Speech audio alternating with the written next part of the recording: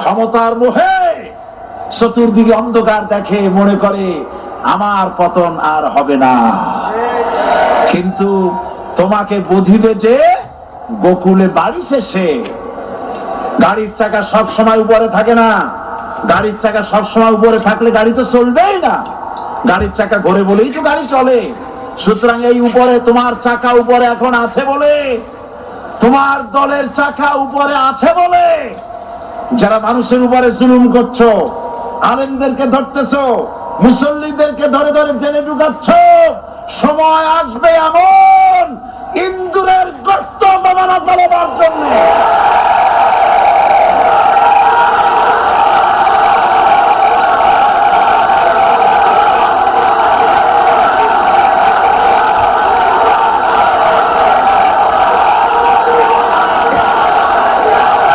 আবু জাহেলের